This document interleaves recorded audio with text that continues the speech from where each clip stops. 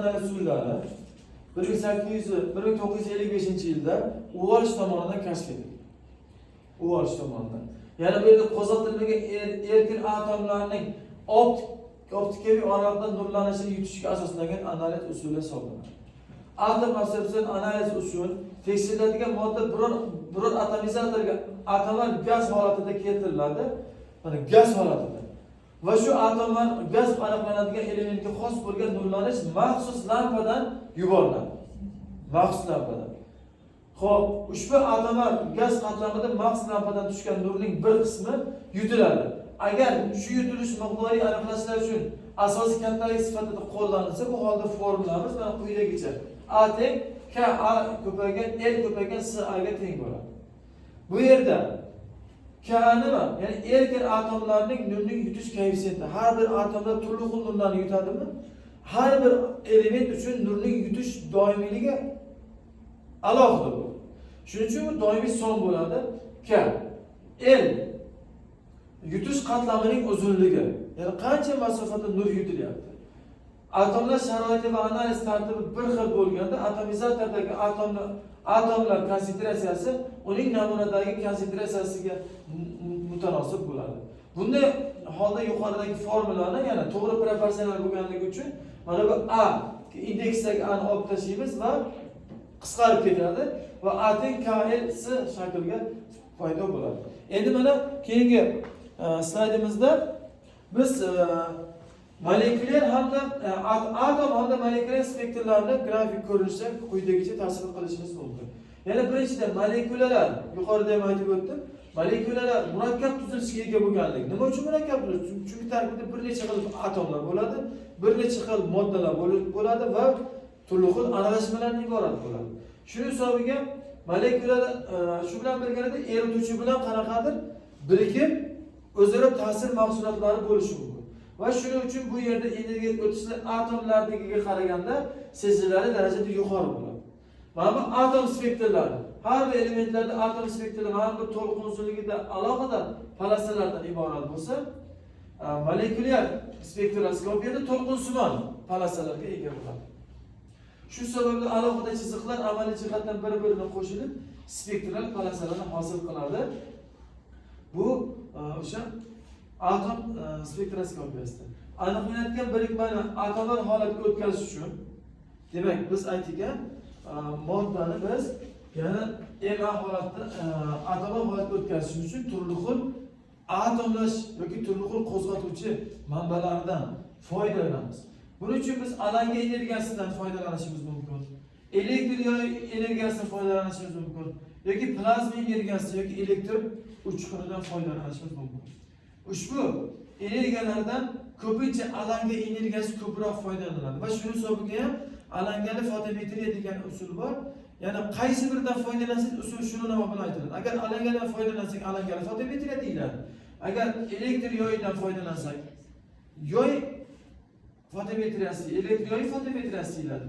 Plazma fotometriyasi yoki elektr uchquni fotometriyasi deyiladi. Bular ichida eng ko'p ishlatadiganimiz alangali fotometriyadan ko'proq foydalanamiz. Endi mana ushbu jadvalda ya'ni atomlash manbalari va ularda berilgan haroratlar berilgan.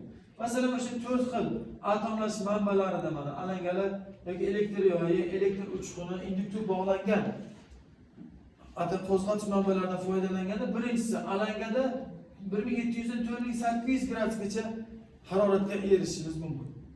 Elektr yoyida 3000 dan 7000 gradusgacha. Elektr uchqunida 10000 dan 12000 temperaturagacha nimaga temperaturaga erishishimiz mumkin. Induktiv bog'langan plazmada esa 6000 dan 10000 gradusgacha erishiladi. Endi albatta biz bu ushbu analiz usullarida ham eritma holatida ham qattiq holatda moddalarni analiz qilishimiz mumkin. Ya'ni eritma holatida masalan tabiiy suvlar, turli xil ichimlik suvlari, oqova suvlar yoki turli xil suyuq oziq-ovqat mahsulotlari va hokazolarni to'g'ri aniqlash mumkin. Lekin ayrim holatlarda qattiq moddalarni analiz qilishga to'g'ri keladi. Masalan, qotishmalar, tarkibida asosan metallar bo'ladi. texnika qo'llanadigan barcha qo'shmalar yoki texnikada qo'llanadigan barcha metallar aralashmalarini ham atom obsidiyasi yoki atom emission analiz usullari yordamida tahlil qilishimiz mumkin. Shuning uchun mana 3-ustunimizda o'sha agregat holatlar, ya'ni alangali fotometriyada eritma holatidagi moddalar analiz qilinadi. Elektr yoyi yoki elektr uchquni qo'zg'atish manbalaridan foydalansak, bunda qattiq moddalarni analiz qilishga, tahlil qilishimiz mumkin. Induktiv bog'langan plazmada faqat eritmalar analiz qilinadi. Demak, bu yerda aniqlanadigan moddalarning massa ulushlari, ya'ni aralashma tarkibida bo'lish kerakligi va undagi xatoliklar keyingi usullarda keltirilgan. Unga ko'ra, ya'ni alangali fotometrda aniqlanishi kerak bo'lgan moddalar namuna tarkibida kamida 10-7% dan 10-2% gacha, ya'ni 10-2% dan 10-7% gacha bo'lishi kerak. 10-7% gacha bo'lganini aniqlash imkoniyati bor alangali fotometrda. Elektr yoyida ya'ni qattiq moddalarni analiz qilsak 10-4% gacha aniqlanish kerak bo'lgan modda aralashma tarkibida 10-4% gacha bo'lsa aniqlash mumkin. 10-2% dan. Elektr uchqunida esa 10-3% gacha analiz qilishimiz mumkin. Induktiv bog'langan eritmada albatta bo'lyapti. Eritma holatida ya'ni foiz ulushi ancha kichik bo'lgan namunalarni analiz qilishimiz mumkin. Bunday e'tibor bersalaring 10-8 darajasigacha biz moddalarni tahlil qilishimiz mumkin bo'ladi. Endi mana shu holatlarda har bir usullarning o'zining afzalligi yoki kamchiliklari bor. Ya'ni buni biz xatolik yoki nisbiy standart chetlanish bilan tushunamiz.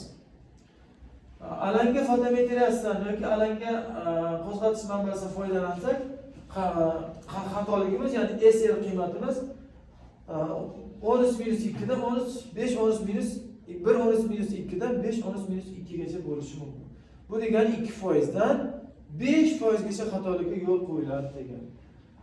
Elektr yoyida 10-4 dan 10-2% gacha. Elektr uchqunida 5-2% dan, ya'ni 5-2% degani 5% dan 10% gacha analizga xatolik bo'lishi mumkin. Sababi bu yerda qattiq moddalar tahlil qilinyapti. Qattiq modda bo'lgandan keyin buni ataman holatga o'tkazish va undan gaz holatga o'tkazish uchun o'tkazilganda ma'lum bir chetlanishlar, xatoliklar ko'proq bo'ladi. Shuning hisobiga 10% gacha ruxsat berilgan.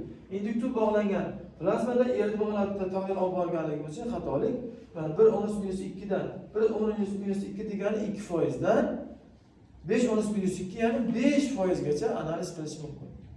Ya'ni agar namuna tarkibidagi moddalar tahlil uchun sharoit yaxshi bo'lsa, xatoliklarga maksimal xatolikni qilmaslik oldini olib tajriba bajaradigan bo'lsak, demak 5% gacha xatolik bilan to'g'ri aniqlikda, yuqori aniqlikda tahlil qilishimiz mumkin bo'ladi. Endi mana shu yerda quyidagi mana sxemada qo'zg'atish manbalarini ko'rsatishimiz mumkin. Masalan, mana doskada ham ko'rsatib sxemasini tushuntirdik. Mana bu yerda ham ko'rish mumkin. M tarkibli molekulani qo'zg'atsak, A qo'zg'algan holatda o'tishi mumkin. Yoki ma'lum miqdorda qo'zg'almagan holatga ham qoladi. Ya'ni 100% qo'zg'algan holatga molekula tarkibidagi barcha atomlar ham o'tavermaydi. Endi bu yerda har bir qo'zg'algan atom o'zi uchun xarakterli ma'lum bir chastotasiga ega bo'lgan. Nurni chiqarib o'zining asosiy holatiga nima bo'ladi? Qaytadi. Ya'ni bu atomar holatga o'tish, mana bu yulduzcha deb beriladigan atomar holatga o'tish bu barqaror holat emas. Bu ma'lum muddatdan keyin yana asl atom holatiga yoki element holatiga nima bo'lishi mumkin? Qaytish mumkin. Buning uchun qo'zg'algan atomlar o'sha o'ziga yutgan nurlarni hashniyu nurni yana atrof muhitga nima qiladi? Chiqaradi. Atomlarning chiqarish nurlarini spektrga ajratishdagi hosil bo'lgan spektr chiziqlarini ko'rib chiqadigan bo'lsak, u holda quyidagi natijani kuzatishimiz mumkin. Ya'ni bir atom spektrlari o'zlarining joylashishi bilan boshqa atomlarning spektrlari chiziqlari joylashishdan ancha farq qiladi. Hech bir ikkita atom yoki uchta atom yo'qki, bir-biriga yaqin bo'lgan yoki bir-biriga teng bo'lgan nurlarni, yutgan nurlarni chiqarmaydi yoki bir xil nurni o'zlariga qabul ham qilmaydi. Mana shuni hisobiga har bir elementlar alohida analiz qilish imkoniyati va bular bir-biriga xalaq qilish imkoniyati ancha molekulyar spektroskopiyaga nisbatan xalaq pech darajasi ancha past bo'ladi. Mana shu farq moddalarni sifat analizini, ya'ni qanday atomlar borligini aralashmalar tarkibida buni bilishimizga bizga katta yordam beradi. Ya'ni ushbu atomga tegishli bo'lgan spektral chiziq boshqa chiziqlardan o'zining intensivligi bilan albatta nima bo'ladi? Farq qiladi. Har bir elementlardagi intensivligi bir-biridan kattaligi yoki kichikligi bilan bir-biridan farq qiladi. Hech ikkita element bitta joyda agar spektrda paydo bo'ldimi, biz bilamizki, demak o'sha namuna tarkibida faqat o'sha element bor ekan. Boshqa element yo'q ekan deb xulosa qilishimiz mumkin. Shu atomga tegishli bo'lgan spektral chiziqlarning intensivligidan foydalanib, masalan, qaysi sohada biz spektral chizig'ining mavjudligini sifat analiz qilsak, sifat analiz haqida xulosa qiladigan bo'lsak, endi buning solishtirma albatta lampada bu yerda priborda har bir elementning standart lampalari bo'ladi-ku. O'sha standart lampalar asosiy solishtirilib qanday xarakteristikasi? Miqdoriy xarakteristikasi, ya'ni bu intensivligining baland pastligiga qarab miqdoriy xarakteristikasi tahlil qilinadi.